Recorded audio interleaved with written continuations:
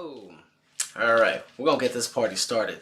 We're going to talk about glossing. In this video, you're going to see how we go from the glossing symbols that you learned in ASL 1, and then we're going to go ahead and introduce the new glossing symbols that you haven't seen in ASL 1, which you will be continuing to see during ASL 2.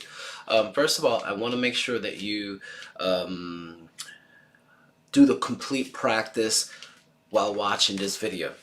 The first thing I want you guys to do, if you haven't done so already, is I want you to look at the questions that are attached to this video. Those questions that are close to this video, you will be using them after each slide.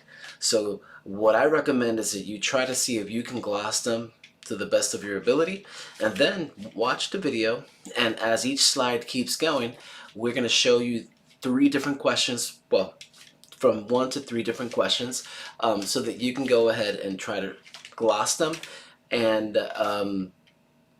not questions but sentences. So you're gonna go try to gloss them, and then you'll see the response to them. So every single slide is gonna have a transition, and when you see that transition, make sure that you gloss and then go to the next one. Okay, let's get this started.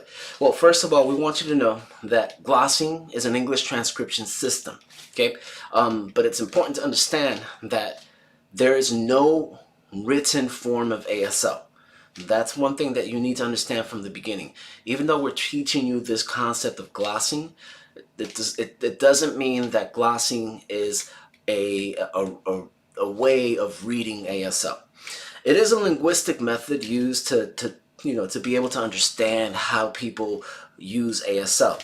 And the reason we introduced this to you guys in ASL 1 and 2 is because we want you guys to learn how to use ASL without having a lot of English intrusions into your sentences. So you've noticed by now, and you should know by now, that ASL has a grammatical system that's very different from English, and glossing will show you that. Glossing will show you how that how the grammatical components are very different.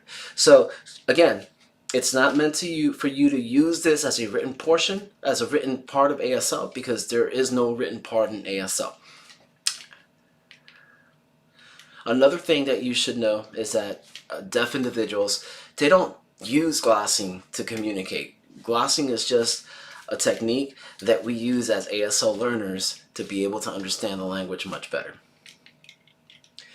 Alright, the next slide talks about conceptual accuracy, and there's a full video before this one that talks about conceptual accuracy. So hopefully you watch that video first, and by this time you should know that ASL is completely literal.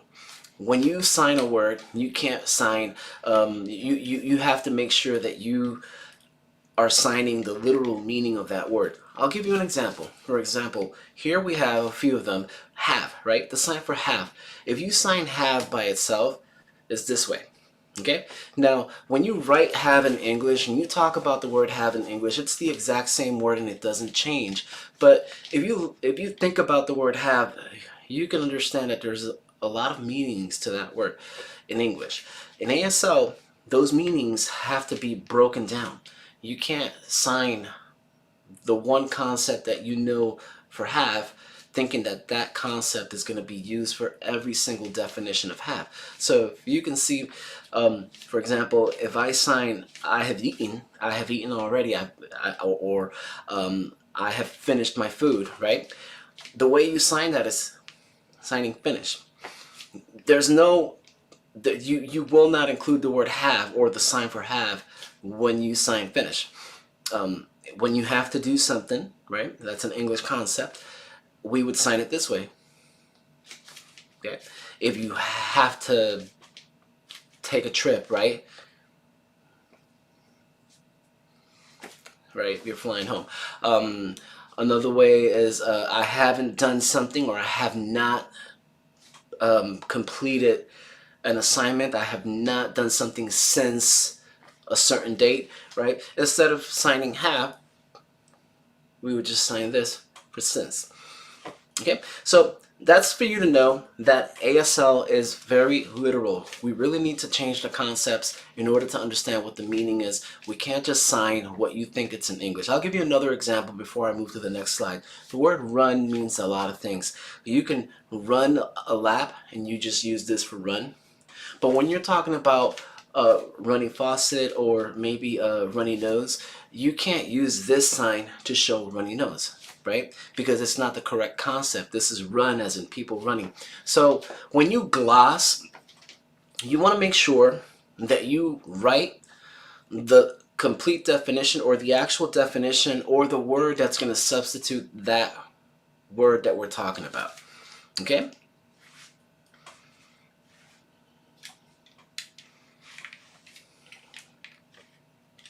So now we're going to get into glosses that you learned in ASL 1.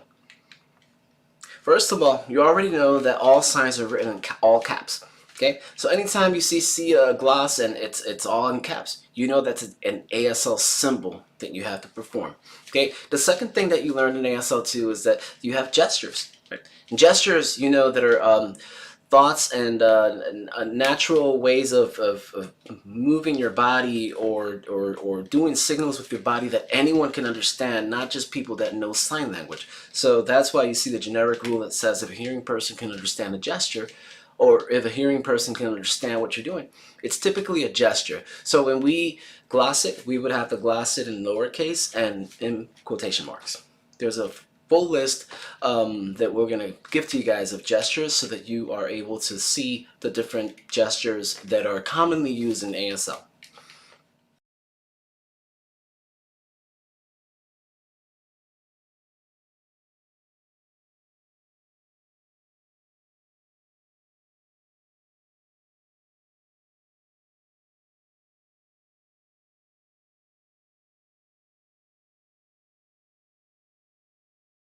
So when you see a hyphen in between two words or two glosses, this typically means that you're talking about two or three words in English, or maybe more, that denote one ASL concept or one ASL symbol. Okay, so for example, if you look at that first one, it says OIC. Those are three words. If you were to write those in English, that's exactly what you would type. You would write OIC. Even when you say it, you say OIC. So those three words in ASL denote just one sign, right? Instead of three different signs. Thank you in ASL is with one sign. That's why you see a hyphen in between, because in English you use two words, right? Don't know, that's another word, two words in English, which is one ASL sign. Nothing to it, you can sign nothing to it this way, or you can sign it this way, and that's all one ASL symbol.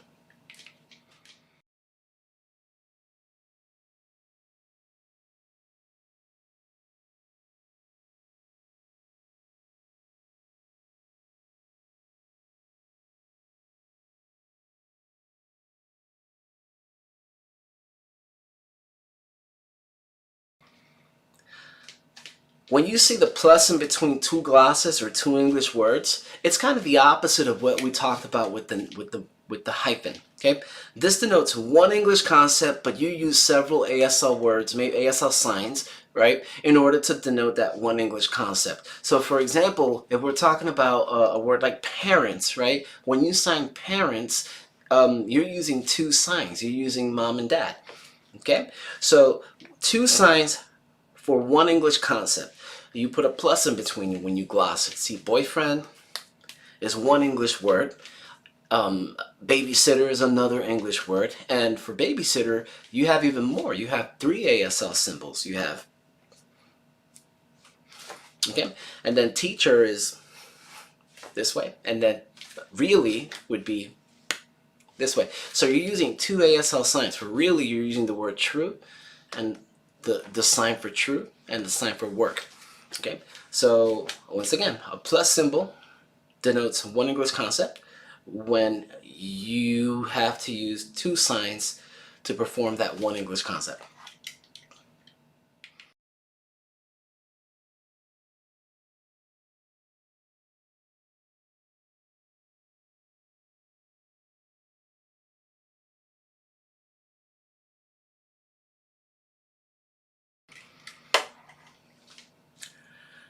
Pronouns in ASL are used very different from the way that we use those in English. And I know you remember that from ASL 1 because we had videos that talked about that. So now when we gloss pronouns, first of all, let's talk about personal pronouns.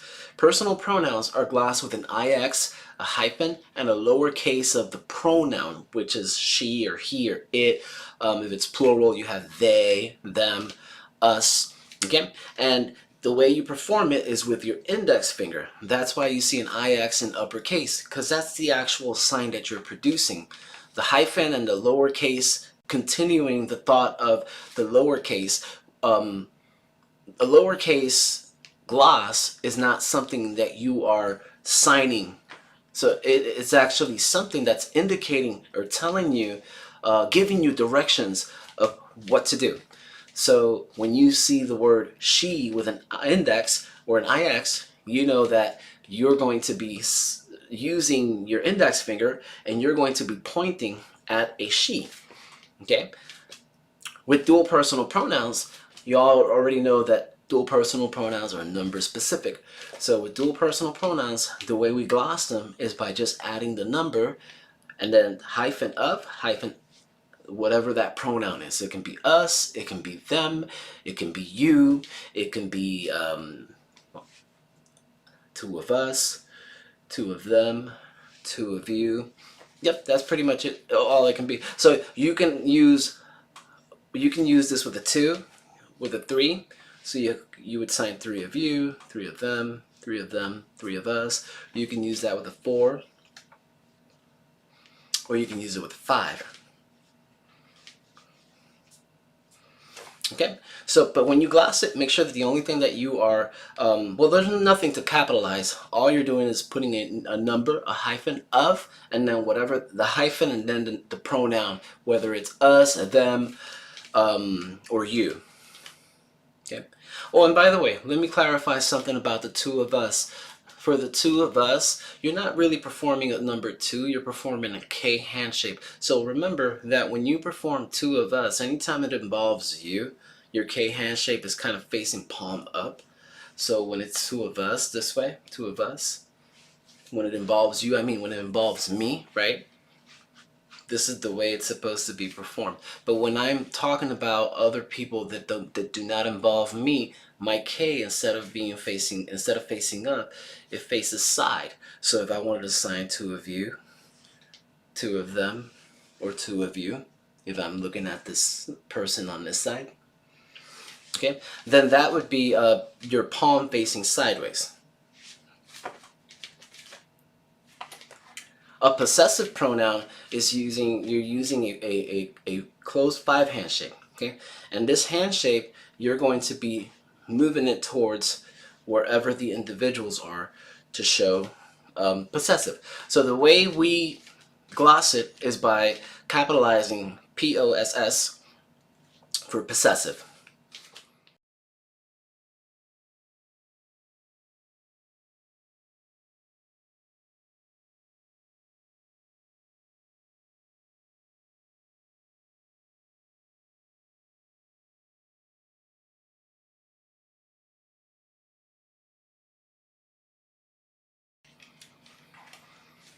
So you also learn that when we gloss fingerspelling, we write a lowercase, or we type lowercase fs, a hyphen, and then the word that we are fingerspelling. Okay, so it's important to also know that when you fingerspell 2 words, such as a first name and a last name, you want to make sure that you type, or you gloss, if you're going to gloss it, both words that you're fingerspelling have to have the fs before it, the fs hyphen before it. Okay, so when I look at this and I'm reading my glossing, and the glossing is telling me what I have to do, if I see fs hyphen Edwin, I will know that it is a fingerspelled word versus a name sign, or even a fingerspelled loan sign. Because if it were a name sign, if it indicated NS hyphen Edwin, which is an ASL2 concept, I would perform a name sign rather than fingerspell it. Okay, so now we're understanding the importance of glossing here. So at this point, you already know that a fingerspelled loan sign is a sign that was borrowed from the English language, and in that case, we're talking about the finger spelling. Okay, so it's borrowed from a finger spelled word, but along the way, it took up on a different shape, a different size. Maybe it started being performed rapidly. So anytime you have to gloss a finger spelled loan sign, such as bus, ASL, okay. Anytime you have to gloss it, all you have to do is add a hashtag symbol before it or a number symbol before it so that whoever you're glossing it for understands that we're talking about a fingerspelled loan sign.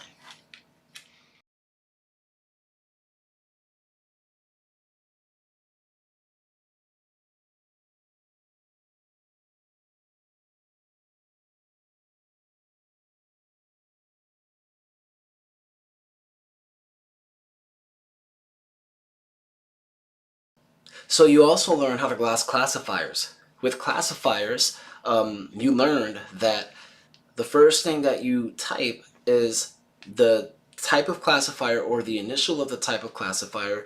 In the PowerPoint, you see a D for descriptive classifier. So it's the D for descriptive classifier, and then the CL, which represents the word classifier.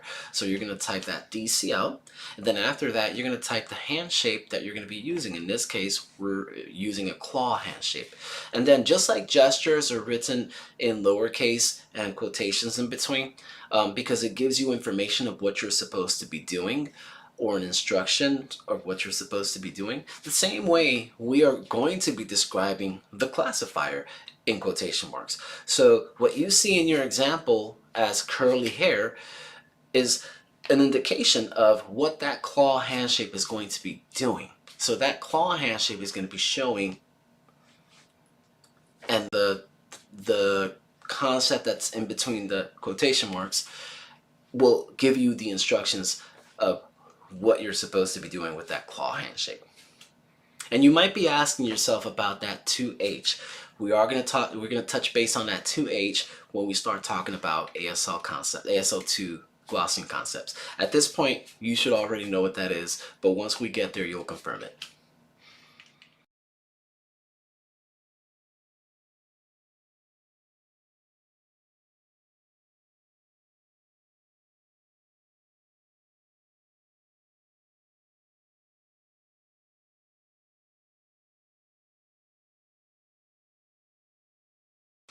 So the last thing that we showed you as far as glossing in ASL1 was how to gloss numbers.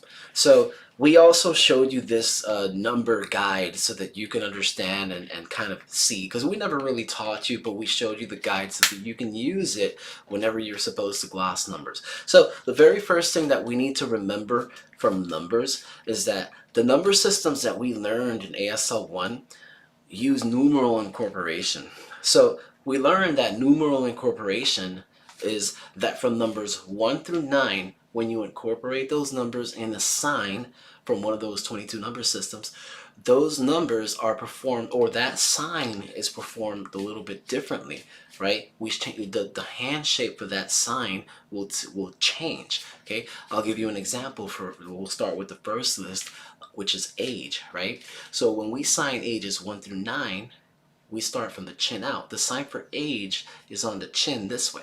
So instead of doing age, we're going to change the hand shape for a 1 to show a 1-year-old and a 2-year-old. And we'll do that all the way to 9. Okay? Now 10 and above, the numeral incorporation, or the number, the 1 through 9 rule says that from 10 and above, we will be separating the signs. So for example, in the case for age, if I were to sign age 10, instead of trying to put a number 10 on my chin, I have to produce the sign for age and the number. Okay, the same thing happens with hours and minutes, time, days, weeks, and months. Okay, so for example, 3 hours, instead of separating a 3 and then the sign for hours, we would go 3 hours, right? Versus 12 hours, we would have to separate the signs. So it would be 12 hours, okay? just like time, the same thing. If we were to say 4 o'clock, we would bring out the wrist for the watch. This is a sign for time, but you're using a number, so 4 o'clock would be like this. But once you go to 12 o'clock or 10 o'clock, then it's a little bit different, because the rule of 9 says that we're supposed to separate the signs. So instead of including it, we would sign time and then 10. Okay? All right, so let's look at the dates where it talks about the actual calendar dates, because I jumped that for a reason. I want you to see the first section where it says September 9th. Now, the 9th in this case, that's an ordinal number. Ordinal numbers are performed with a twist. Okay? Now, the same way we're talking about the rule of 9, ordinal numbers will twist when you use dates. You will twist them from 1 through 9. But once you use dates from 10 and above, or 10 through 31, you will use cardinal numbers. So for example, my birthday is December 29th. But in English, I would say 29th. But in ASL, I would not use an ordinal number. I would use a cardinal number. So in this case, it would be this way. Okay? So the reason I'm telling you this is because when we gloss it, we want to make sure that we gloss it right. So if you're glossing an ordinal number, you want to write the number and TH after it. If you're glossing a cardinal number, you want to just type the number. And then going back to the rule of 9 and the glossing portion of the rule of 9. From numbers 1 through 9, we would add a hyphen in between the concept, for example, age, hyphen, and then the number from 1 through 9 to show that we are incorporating that sign. But from 10 and above, we're adding a plus to show that we are now separating the two signs. So now we're going to get ready to talk about new symbols that we are going to learn for ASL 2.